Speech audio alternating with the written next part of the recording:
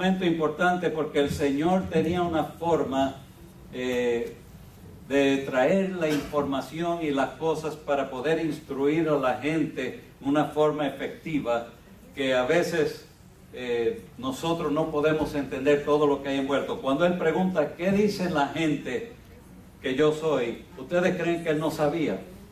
Él sabía todo, Él no necesitaba que ellos le dijeran eso.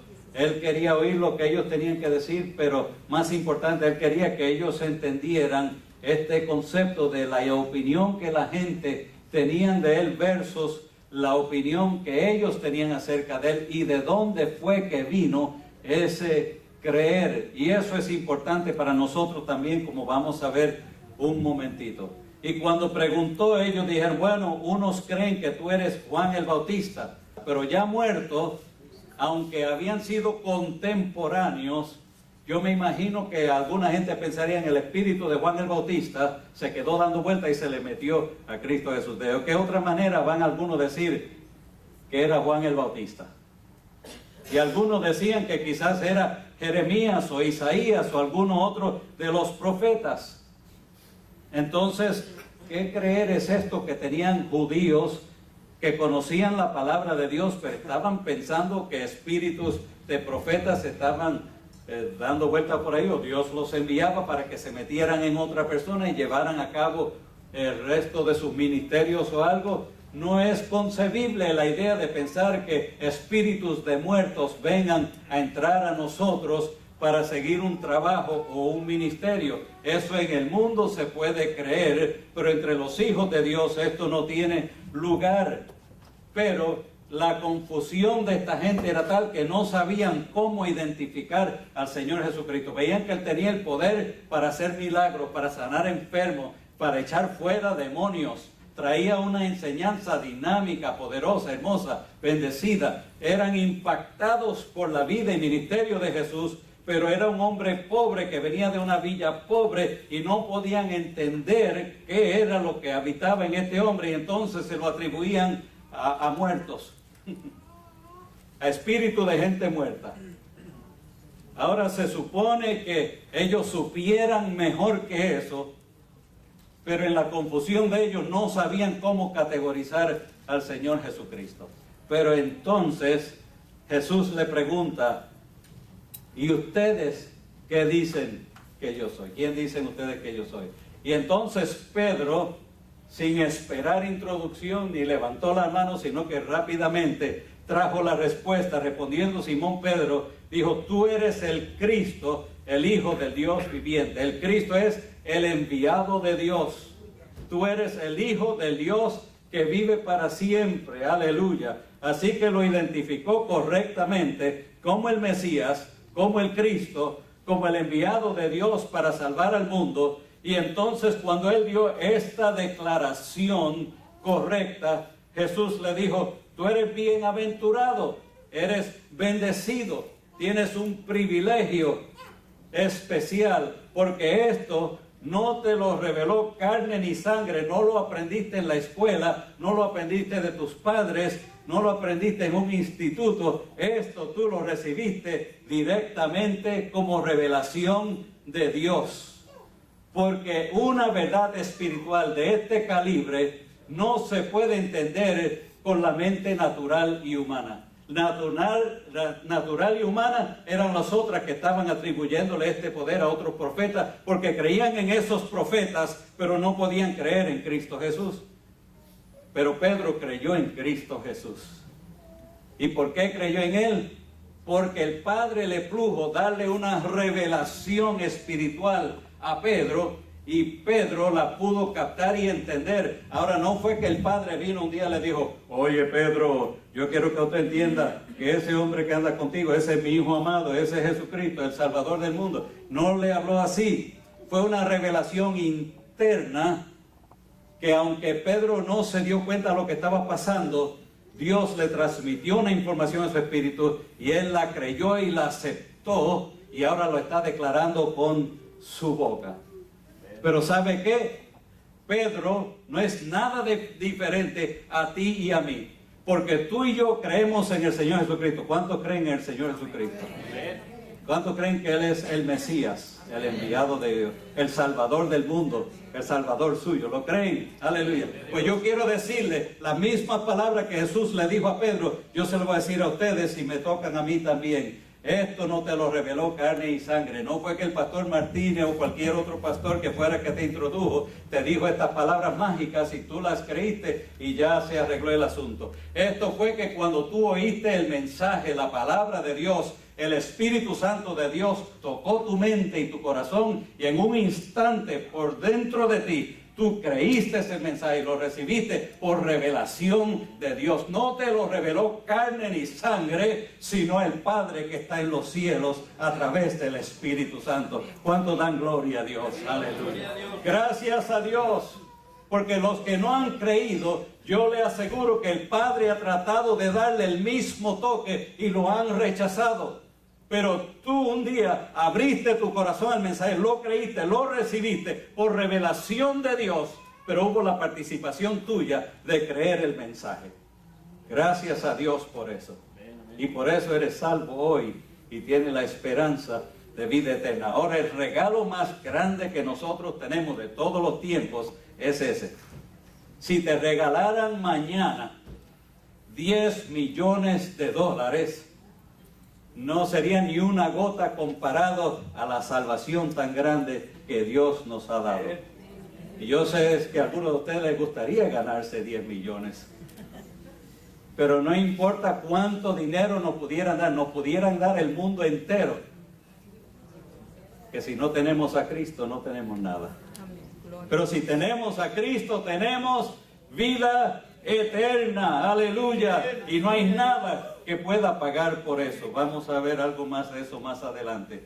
Tú eres el Cristo, el Hijo del Dios viviente, y Él lo declaró con su boca, lo creyó en su corazón, y se volvió ahora la piedra principal sobre la cual nuestra fe está fundamentada. El Señor le dijo, tú eres Pedro y sobre esta piedra edificaré mi iglesia. Y hay discusión, y yo no voy a entrar en la discusión hoy, sobre si Pedro era la piedra o si la frase que él hizo era la piedra. Yo lo que creo es que Pedro era una piedra muy pequeña, porque la Biblia nos dice que nosotros estamos sobre la piedra angular que es el Señor Jesucristo. Así que Jesucristo, si Él es la piedra, entonces Pedro no puede ser la piedra. Él es una piedra más, nada más. Y gracias a Dios por Pedro, gracias a Dios por su ministerio, pero el Salvador y la fe nuestra no está puesta sobre Pedro, sino sobre la declaración de Pedro que Jesucristo es el Hijo de Dios, el Salvador del mundo, y nosotros le hemos creído y tenemos salvación y vida eterna. ¿Cuántos declaran que tienen salvación y vida eterna? Aleluya. Gracias a Dios por eso. Gracias a Dios por esa salvación. Edificaré mi iglesia, y esta iglesia, el diablo y el infierno la iban a atacar, iban a venir fuertemente en contra, y por más de 2000 años han estado persiguiendo y maltratando y tratando de destruir la iglesia del Señor Jesucristo, pero 2000 años todavía estamos en pie, y es una iglesia viva y poderosa y enérgica, llena de la gloria, el favor y el poder de Dios, y damos gracias a Dios por eso. Gracias a Dios por el Espíritu Santo, por la vida que hay en nosotros, por el testimonio que hay en nosotros, por las cosas que Dios ha hecho en nosotros y a través de nosotros, y a muchas vidas que ha tocado, porque para siempre es su misericordia. Gracias a Dios, gracias a Dios. Yo quiero asegurarte hoy que según las puertas del infierno no pudieron prevalecer contra la iglesia en aquel entonces, tampoco pueden prevalecer contra la iglesia hoy. Amén. Tú eres parte del ejército más poderoso que hay en la tierra, la iglesia del Señor Jesucristo. Que sin tener un fusil, o un rifle, un arma, una pistola, sin tener una cuchilla, aleluya, nosotros podemos combatir contra las fuerzas infernales, contra el mismo demonio, principado, potestades, contra el mismo Satanás, y podemos triunfar y vencer. Ellos tienen que huir delante de nosotros, no por quien yo soy, sino por quien Cristo es en mí, aleluya, a su nombre gloria. Pero si Cristo está en ti, ese poder que levantó a Cristo de entre los muertos está operando en ti también. y tú tienes el poder para resistir el diablo. Y yo creo que a veces los cristianos nos dejamos azotar un poco mucho por los demonios y los principados de la potestad, porque cogemos miedo, tememos a esta opresión y este castigo y estos azotes y estas dificultades, y en vez de declarar nuestra fe en Dios, empezamos a temer las circunstancias y empezamos a amedrentarnos y decaernos y a frustrarnos y a reaccionar en la carne en vez de actuar en el Espíritu. Empezamos a declarar palabras negativas en vez de palabras de fe. Ay, yo no puedo, esto está imposible, a mí esto no me gusta, esto y yo no quiero esto, y yo no, esto me está abatiendo, y yo no creo que esto me va a ayudar, y empezamos a declarar tantas cosas negativas que nosotros somos nuestro peor enemigo.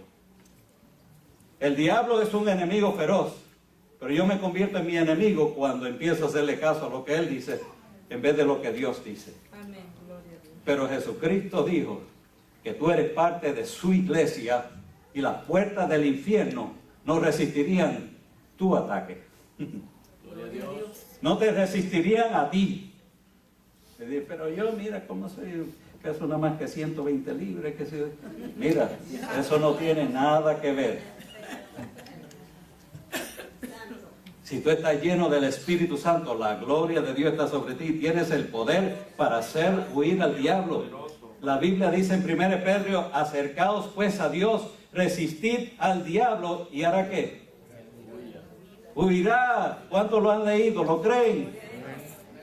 Pues no le huiga al diablo, párate, confróntalo, resístelo. No tú solo, llénate de Dios primero. Acércate a Dios, resiste al diablo. Y la Biblia dice que él tiene que huir de ti. Y no fue ni siquiera palabra de Pedro, fue palabra del Señor Jesucristo. La palabra más autoritaria que hay en el universo te está dando autoridad y poder para que tú puedas resistir al diablo y el diablo tenga que huir de ti en vez de tú del diablo. Yo quisiera que usted se armara de fe en esta mañana y creyera y dijera, yo creo a Dios, yo creo la palabra de Dios, yo no me voy a dejar abatir por el demonio, por el diablo, por las circunstancias. Yo voy a declarar que mi Cristo vive y yo pongo mi fe en Él, y por la fe en su nombre yo voy a vencer todo obstáculo y problema, dificultad, situación, porque Dios es más grande que todo y yo he puesto mi fe en Él. Aleluya. Lo puede hacer en esta mañana. Aleluya. Hágalo, declárelo, créalo de todo corazón. Ahora quiere decir eso que si tú declaras así, se van a ir todos los problemas y no va a tener pruebas ni dificultades. Yo le aseguro que pruebas y luchas y dificultades van a ser parte de su dieta todos los días de su vida.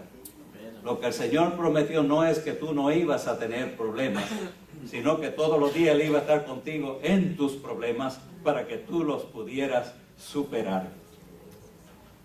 Y para que aún en medio de los problemas tú pudieras tener una sonrisa y una palabra de alabanza y confianza, porque las circunstancias no determinan tu felicidad está determinada por tu relación con el Señor Jesucristo.